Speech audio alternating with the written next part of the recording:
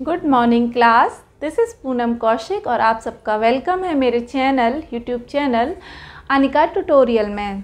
तो चलिए स्टार्ट करते हैं हमारा आज का नया टॉपिक। आज से पहले वाली क्लास में हमने थॉर्नडाइक जी को पढ़ा था और आज हम उनसे अगले व्यवहारवादी इवान पावलोव को पढ़ेंगे। ठीक है, इनके बारे में ज़रूरी चीज़ें हम जानेंगे समझेंगे। तो चलिए स्टार्ट करते हैं।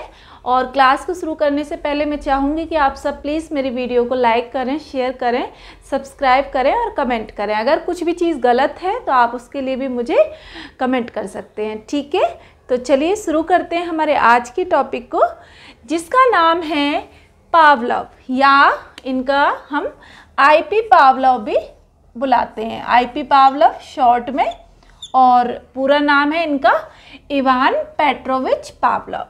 ठीक है, जो पावलोव जी थे वो एक रूसी मनोवैज्ञानिक थे। रूसी मनोवैज्ञानिक होने के साथ साथ ये एक शरीर मनोवैज्ञानिक थे, यानी कि इन्होंने जानवरों के शरीरों पर प्रयोग किए, शोध किए और उनके इसी काम की सराहना की वजह से उन्हें रूसी मनोवैज्ञानिक या शरीर मनोवैज्ञानिक के नाम की से जाना जाने लगा। ठीक है, इवान पावलोव जी का जो जन्म है वो 14 सितंबर 1849 को हुआ और इनकी डेथ 27 फरवरी 1936 को हुई। इनके जो पिताजी थे वो एक गांव में पादरी थे, मतलब मंदिर के पुजारी थे, क्योंकि क्रिश्चियनों में पादरी होते हैं।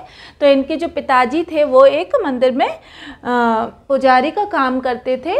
और इनका जो मुख्य फोकस रहा है शिक्षा के क्षेत्र में, व्यवहार को ही इन्होंने ऑब्जर्व किया है, व्यवहार को ही इन्होंने मुख्य केंद्र बिंदु अपने शोध में माना है।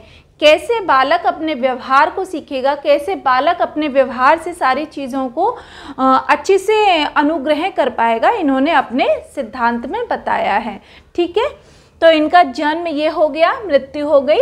इनका जो पूरा नाम है वो इवान पेट्रोविच पावलोव है।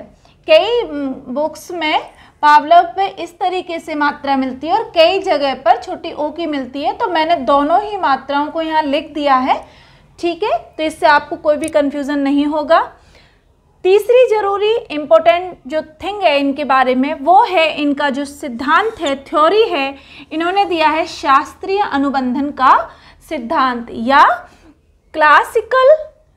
क्लासिकल कंडीशनिंग थ्योरी, या फिर इनकी थ्योरी को इनके नाम से भी कई बार पूछते हैं, वो है पवेलियन थ्योरी। ठीक है, अच्छा, इंग्लिश में शॉर्ट फॉर्म में पूछते हैं कई बार कि जो पावलोव है उनकी थ्योरी का किस नाम से जाना जाता है। तो 3 नाम मैं आपको बता रही हूँ, CS थ्योरी, CR थ्योरी और CC थ्योरी। ठीक है, इन तीनों के फुल फॉर्म मैं अभी बताऊंगी, लेकिन उससे पहले मैं आपको इनके रिसर्च के बारे में बताती हूँ कि इन्होंने आखिर किया क्या, जिसकी वजह से इनको एक मुख्य व्यवहारवादी के नाम पर जाना जाता है। थॉर्नडाइक जी की शोधों के बाद जो अगले जो अच्छे मनोवैज्ञानिक हैं हमारे, वो पावलोव जी को माना जाता है। इन्होंने क्या किया था, एक कुत्ते के साथ प्रयोग किया। कैसे कि मान लो मैं हूँ, मेरी कुछ स्वाभाविक क्रियाएं हैं, उन स्वाभाविक क्रियाओं के साथ मेरी कुछ मतलब स्वाभाविक अनुक्रिया भी हो सकती है, मतलब मैं कुछ कार्य भी करूँगी, उस कार्य को करने से मेरे ही द्वारा कुछ रेस्पॉन्स भी आएगा। जैसे इन्होंने क्या किया कि एक कुत्ते को लिया और उसके गले की सर्जरी कर दी। क्या सर्जरी करी इन्होंने कि उन कुत्ते की गले की जो लार की जो ग्रंथि थी वो इन्होंने उसके पाचन नली से जोड़ दी। तो अब इन्होंने जब उसकी सर्जरी कर दी तो उसके बाद इन्होंने क्या ऑब्जर्व किया कि इस कुत्ते को वो रखते और एक घंटी बजाते और घंटी बजने के 5 सेकंड बाद, कितने 5 सेकंड के बाद उसको भोजन देते। ठीक है, अब क्या हुआ कि कुत्ता जैसे ही भोजन को देखता तो उसकी लार टपकने लगती। तो भोजन को देखा तो मतलब उसे भूख लगी, उसकी स्वाभाविक क्रिया है। ठीक है, भूख लगना। अब उस भूख लगने से उसको खाना मिल गया, खाना को देख के उसकी लार टपक रही है, ये क्या है, उसकी स्वाभाविक अनुक्रिया है, रेस्पॉन्स भी हो गया।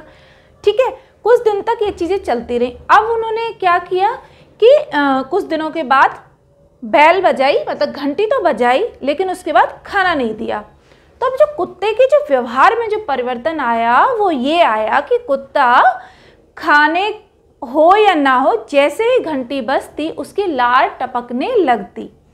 तो यहाँ पे इवान पावलोव जी ये बताना चाह रहे हैं कि कुछ ऐसी चीज़ें होती हैं मानव व्यवहार में जो स्वाभाविक हैं, लेकिन उनको हम निरंतर अवलोकन करते हैं तो वो अस्वाभाविक क्रियाएं भी बन सकती हैं। इनका जो प्रयोग है, उसका जो मुख्य उपयोग है शिक्षा के क्षेत्र में, वो ऐसे बालकों के लिए किया जाता है जो कि मंदबुद्धि हैं, सीखने का क्रम उनका थोड़ा है, यानी कि वो थोड़े से डिसेबिलिटी बच्चे हैं। ठीक है, तो ये उनका प्रयोग था। इसमें पूछते हैं सी-टेट में या यूपी-टेट में कि जब इवान पावलोव जी का जो प्रयोग था, उन्होंने अपना समय कितना रखा घंटी बजाने का, तो ये भी आपको पता होना चाहिए। उन्होंने 5 सेकंड की घंटी बजा के 5 सेकंड के बाद उन्होंने खाना दिया। ठीक है, तो ये हो गई इनकी थोड़ी सी थ्योरी के बारे में चीज़ें। अब क्या है, अब हमें समझना होगा कि शास्त्रीय अनुबंधन मतलब उनका क्या है, कंडीशन, कैसे कि घंटी बजाई, खाना दिया, लार निकली, खाना दिया, लेकिन फिर केवल घंटी बजा रहे हैं, खाना नहीं दे रहे, और कुत्ते की क्या हो रही है, स्वाभाविक क्रिया हो रही है, लार टपक रही है, स्वाभाविक क्रिया, लेकिन उसको भोजन नहीं मिल रहा। ठीक है, अब इसके बारे में हम आगे और मैं आपको बताती।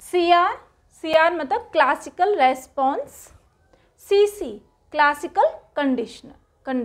ठीक है, ये दोनों ही नाम अगर आएंगे तो आपको कैच करना है कि ये किसकी थ्योरी है, पावलोव जी की।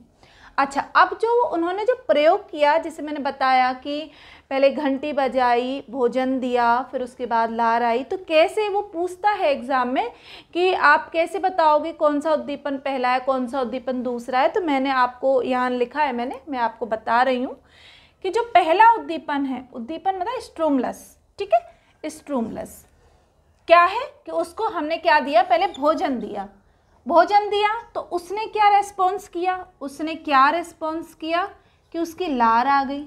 ठीक है, उद्दीपन दूसरा क्या हुआ, जब उसकी लार आई तो हमने घंटी बजाई। ठीक है, स्ट्रूमलस पहला, उद्दीपन 1, उद्दीपन 2 मिलके क्या बन गई, उसकी अनुक्रिया बन गई, यानी कि रेस्पॉन्स बन गया। जैसे S1 स्ट्रूमलस 1 प्लस S2, इससे क्या हो रही है, कुत्ते की प्रतिक्रिया आ रही है, यानी कि वो रेस्पॉन्स कर रहा है। जैसे ही घंटी बज रही है उसको पता चल गया है कि अब मुझे भोजन मिलेगा, तो घंटी की आवाज़ को सुनकर ही के वो लार टपकानी शुरू कर देता है, उसे भोजन से कोई लेना देना नहीं। तो इनका जो ये शोध था, इसका शिक्षा में मुख्य ये था कि जो बच्चे हैं व्यवहार में पारंगत होते हैं, धीरे धीरे वो चीज़ों को अपने व्यवहार में इतना कर लेते हैं कि वो उनका स्थायी स्वभाव बन जाता है। दूसरी चीज़ कि पावलोव जी का जो भी थ्योरी है, इससे बच्चों में शब्द और गुण विन्यास, बच्चों को शब्द समझने में और उन शब्दों के गुण समझने में मदद मिलती है।